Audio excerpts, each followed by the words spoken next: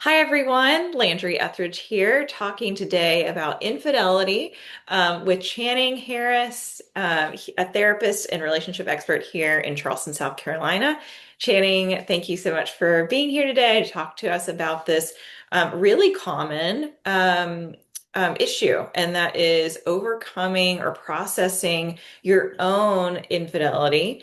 And that's something that affects many people. And it's can be considered sort of a moral injury. It's kind of going against something that you maybe believe in, and therefore has a lot of complex emotions around it.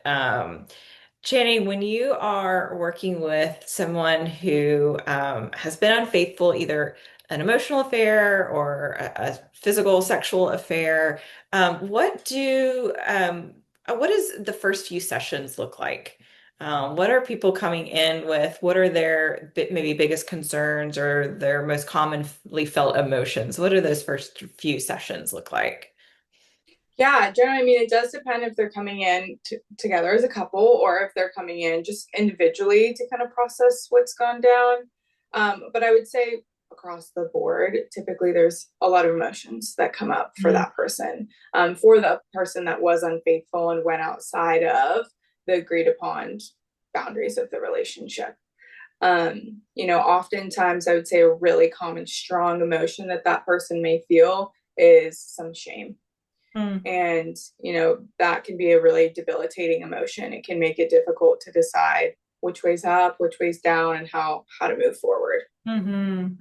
So shame and confusion are two big emotions. Mm-hmm.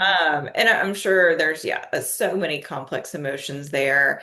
Um, Even I'm sure some grief and potentially grief and sadness that the extramarital relationship has come to an end for whatever reason. So I'm sure there's so many emotions to process. Do you recommend that people come in to do couples work first, or is it better to do individual work? What do you recommend for somebody in this position?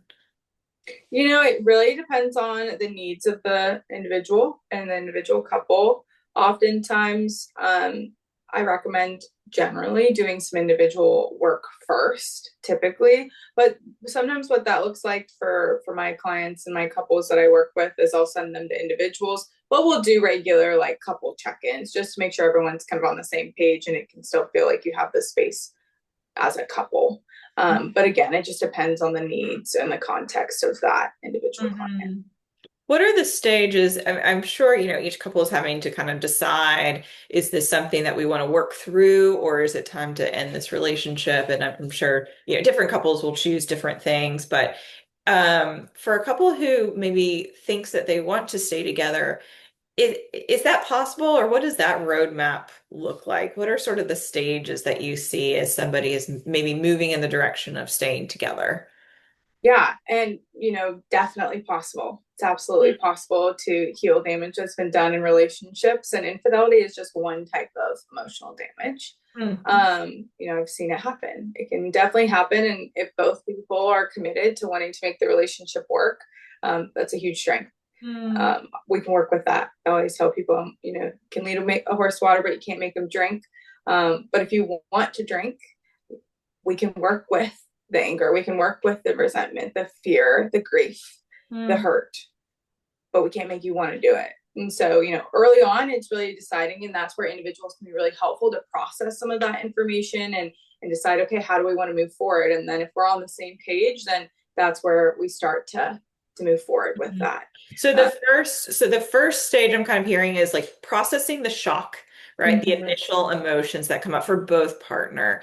And then making a decision at some point of which way are we going to go? And then if both parties are committed to working through it, then you're saying that there's definitely hope there, that it's possible to work through those things. Yeah, absolutely. And then from there, it's really about being able to take responsibility for your part, and that's difficult and that's hard. And then that's where we can start to kind of rebuild and Mhm. repair. What advice would you give someone who's been unfaithful, and but once the couple has decided to work towards reconciliation, or healing, or however you might want to word that, what advice would you give them, both like in dealing with their own emotions, but also in the context of maybe supporting their spouse who's going through this shock? Yeah, first I'll speak to how to support themselves and their own emotions that they're feeling. That's where, again, individuals can be really, really beneficial. And I often have both parties continue just at least a relationship with an individual therapist if things come up. But, that again, every emotion that you're feeling is probably really healthy and appropriate and good. And that doesn't mean every behavior is okay. So it can be really difficult to take responsibility and hear and even see the hurt that you've caused for someone else.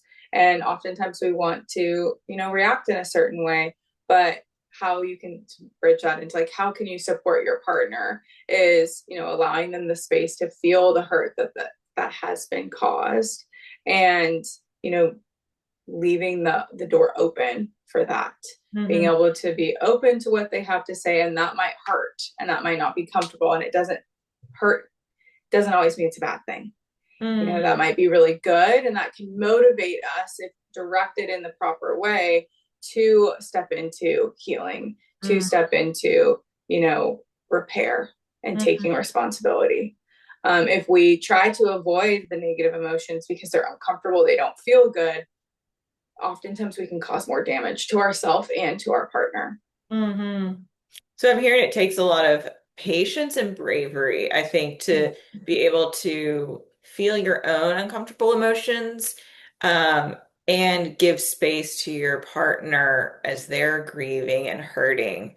And yeah, creating space and safety for them to be able to feel and express their emotions while still staying present. Um, yeah, Yeah, that sounds hard. and yes, it absolutely is. In a lot of ways, couples that are able to move through infidelity and find healing, you never forget, we're not trying to brush over it, but you can absolutely heal from it. Mm, Can come out the other side learning a lot of about themselves and their emotions. They mm, can increase their emotional intelligence quite a bit because it's such a complex and difficult challenge mm. that you come out stronger in Mm. that regard.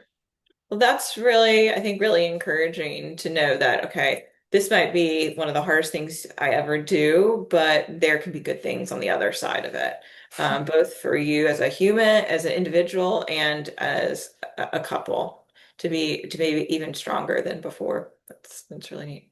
Although it doesn't go away, right? Like you're never going to forget it, or it will still always be a part of the story, but there can be a story, through that.